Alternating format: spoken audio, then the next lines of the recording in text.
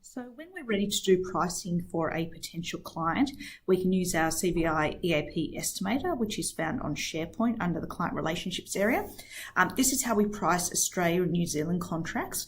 International contracts have slightly different pricing methods. So there's two sides to the calculator spreadsheet. As you can see, on the left-hand side, we have all the areas where we're going to input. So everywhere in yellow or a slight colour of green, we input information. On the right-hand side is all the assumptions that are already in the estimator around prices. At the top, you'll see some different rates, which we have for our different assist streams, depending on size of client. We will use either rate A, B, or C. We also have some default costs around being available 24/7, account management, right down to reporting, seminars, travel rates, costs of wallet cards, and all our promotional materials. These items can be changed, so you can change the right-hand side, but generally we set this as default, and if you want to change, have a discussion with the Director of Client Relationships.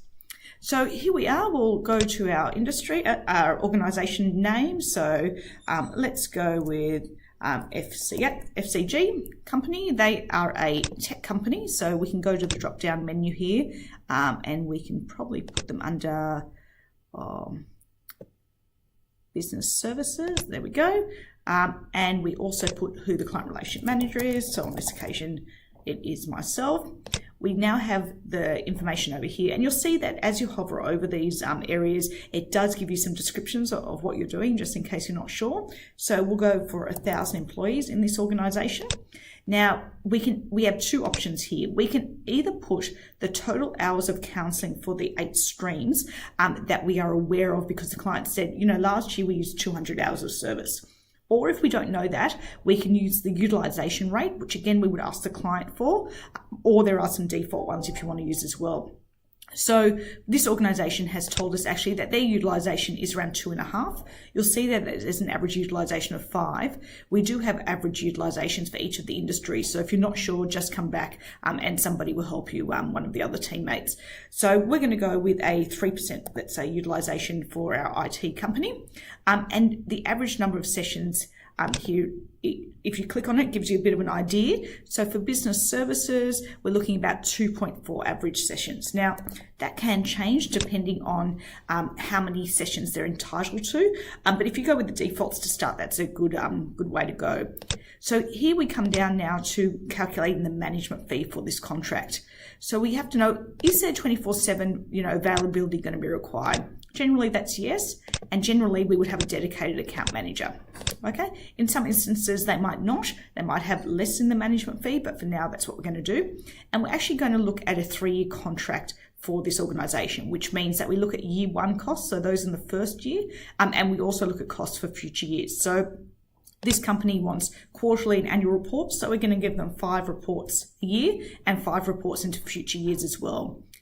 With the briefings, this is when we launch the EAP service. We're going to give them 3 in the first year, and we're going to give them 2 in subsequent years. They haven't asked for any seminars, so we'll leave that out. They are a local organisation, so we don't need to travel to go and see them. So we should be okay with metro travel for that. But let's say that the organisation was an hour away. You might need to include 3 hours of travel associated to get to those briefings, or even up to 6 hours if it's quite far away. This is also a travel area which you can put in if you want to specify any travel for you to actually get out to visit them and actually see them on a regular basis. But again, they're a local client, so I'm not going to add anything in there. Now they have 1,000 employees, so I'm going to give them 1,000 wallet cards. I'm also going to give them 1,000 brochures because they're very interested in our hard copy materials. In the second year, they probably won't need that many, so let's halve the amount there. Now this is a bit of a creative science, so a little bit depends on how much you know the organisation, but generally they will ask for less materials in the second and third year as the first year. We're also going to give them some of the manager's guides. For an organisation of 1,000, they might need 100 of those, and they probably only need 50 in the second year. Again, won't need as much after launch. We're going to give them the helplines as well. So these are our set of 4 helplines. Now, the helplines are calculated based on their employee numbers. So because they have 1,000 employees, that registers as a $450 charge for the 4 helplines. And because they're a small organisation, we're going to give them a generic portal as opposed to a Taylor portal. Now, what this does is it calculates a management fee down here of $3,900 for the annual management fee. So it's good to have a look at that and just make sure that makes sense. And if they want to come back later and say, look, it's a little bit expensive, can you reduce some of the areas? We can have a look to play around with these numbers and see if we can do something a little bit better for them. They might be less reliant on the promotional materials. They might not want their helpline. So there could be a few things we can play with there. But once you've done your management fee, you can come down to the second part, which is where we look at what rates we're going to apply for this contract. Now, this contract is 1,000 people, so it's a good size contract, but it's not our biggest contract. So generally for a contract this size of about 1,000 people, we might use rate B. Rate A is probably for the smaller contracts, 100, 200, 300 people. Rate B would be for those sort of midstream contracts. And rate C, which you can actually change the rate for. So you can type 151 in here, or you can type in 154. The default is 157. You can actually change that one. The other ones you can't change. So we go for rate B. It's going to give us all the standard rates for rate B, which we're going to do for this one. So we're going to change here to rate B, as you can see, and it changed all the defaults down here. Now, one of the other additional areas that some clients don't want legal assist or do want legal assist, if they don't want it, you can change the default from yes to no, and that'll reduce the cost slightly as well.